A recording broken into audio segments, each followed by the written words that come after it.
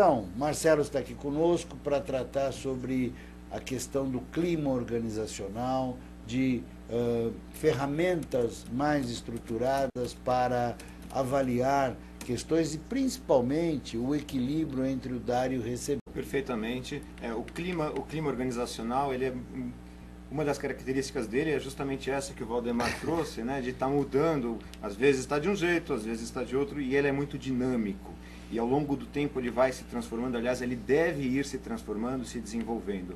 E hoje nós justo vamos ver um pouquinho, né, uma das ferramentas, como diagnosticar isso corretamente, usando essa ferramenta, né, do equilíbrio entre o que eu dou para a organização e o que eu recebo da organização. Então, você ser reconhecido pelo seu trabalho é muito importante, né, e isso traz uma satisfação e um engajamento fundamental que influencia e muito como ele percebe o clima organizacional. E veja que isso é muito contagiante, né? Então, se você tem um funcionário feliz que teve uma contribuição importante para a organização, foi reconhecido, não apenas monetariamente, mas ele foi reconhecido com um incentivo positivo das lideranças, isso sem dúvida é muito contagiante para quem está em volta, e isso leva e estimula a melhoria no clima. Né? Que quando você primeiro precisa contribuir, você precisa mostrar o seu trabalho. Se você ficar esperando ser reconhecido antes de você mostrar seu serviço, você vai ficar esperando a vida inteira e não vai ter esse reconhecimento.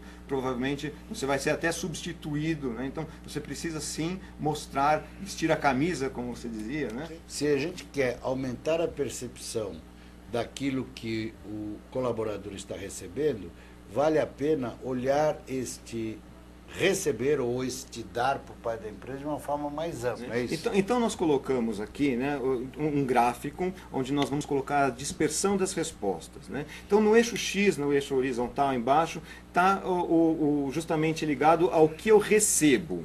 E no outro eixo, né, no eixo vertical, aquilo que eu dou para a organização. E ele pode ser, a minha contribuição pode ser muita ou pouca, e o meu recebimento, o que eu recebo pode ser muito ou pouco.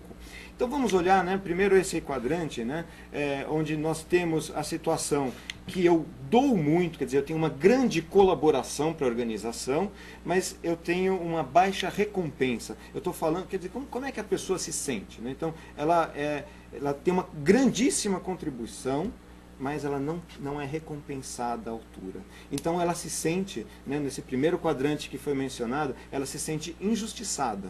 Né? E veja, a pessoa até topa ficar um determinado período de tempo nesse quadrante, sabendo que ela está com uma colaboração muito maior do que a recompensa, né? Mas ela fica durante um período, ela não fica de infinito não, né? Porque de duas uma, né? Ou porque ela está nesse quadrante esperando ser reconhecida, agora se esse reconhecimento não vem, ela passa para o próximo quadrante, né? Que é o quadrante de baixo, é o acomodado, onde eu dou pouco e recebo pouco. Então aqui eu tenho uma zona vou chamar de acomodação, né? Por isso esse nome. E eu tenho aqui um baixo valor agregado para a organização. Muito bom. Então, dependendo de como esse equilíbrio é estabelecido, ou como esse processo é monitorado, percebido, né? Eu posso me sentir ou injustiçado ou acomodado. Mas existem os outros dois quadrantes, conforme você já escreveu no artigo, e a Camila já está perguntando. O motivado e o aproveitador. Quais são essas características? O aproveitador, né? Então o aproveitador é quase que um quadrante mais teórico, né? Porque é a pessoa que tem uma baixa contribuição e uma alta recompensa, né? Então ele dá muito pouco e recebe muitíssimo. Salários. Mena Barreto está falando que só existe no serviço público. Isso talvez lá no Senado, né?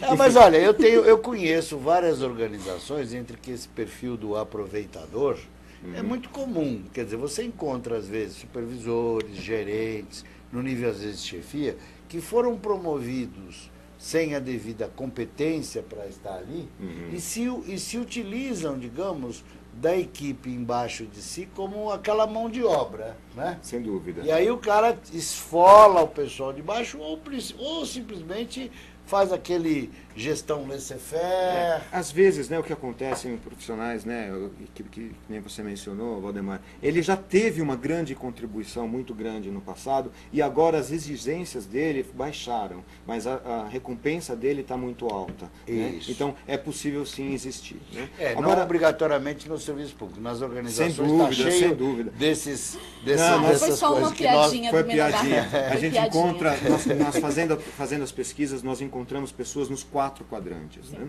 Tá. E temos, claro, o último quadrante, né, que é o motivado, é onde eu tenho um alto valor agregado para a organização. Eu tenho uma alta colaboração, portanto, as pessoas dão muito e recebem muito.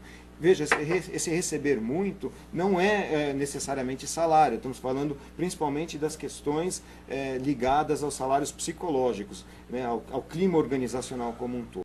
Quer dizer, qual é o trabalho que a pergunta? E eu faço o que com isso? O que eu faço com isso? que eu faço com isso? Justo fazer, né? Esse é o grande desafio de quem vai ser o gestor do clima organizacional, é fazer com que as pessoas que estejam no quadrante injustiçado, motivado ou aproveitador, venham para o quadrante motivado, de modo que elas estejam agregando efetivamente valor para a organização. Empresa que tem bastante gente motivada, Tem não bastante, a grande parte das empresas... Dá para ver aí na tela? Quer dizer, realmente a maior parte das percebem pessoas aqui, olha. estão no quadrante motivado. Né? Agora, o que é interessante a gente olhar essa nuvem de pontos é que justamente... Pouca gente se acha no quadrante aproveitador. No aproveitador é o que tem menos. Somzinho. Agora, por favor, gente, tem uma coisa importante frisar, tem uma nota de corte matemática, aí tudo que é acima de 5 é a nota de corte. Isso é conceitual, né? Na verdade, não existe um limite, falar se estou 5,01, então já estou no motivado, não. A gente tem que ver qual que é a grande região onde as pessoas estão inseridas, tá?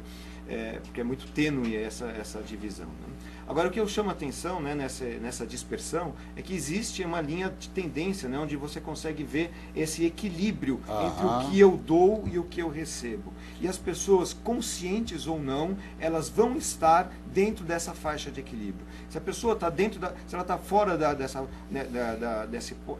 fora dessa faixa de equilíbrio existente, né, entre o que eu dou e eu recebo, por exemplo, uma pessoa que está lá em cima no injustiçado, isso não se sustenta por muito tempo. Né? Se essa recompensa não vier em função da grande contribuição que ela está dando, de duas uma, ou ele abaixa a sua produtividade, isso é péssimo em termos de clima organizacional, ou a pessoa pula fora, ela pede as contas, ela vê que ali não vai ter, e é justamente como o Valdemar falou, né? Então o mercado vai estar reconhecendo isso e não ela. Só antes ainda queria concluir, né, esse quadro, né, com a seguinte questão. Né? O grande desafio que tem é fazer com que as pessoas, né, que não estejam no quadrante motivado vão para o quadrante motivado com o desafio de não onerar a folha.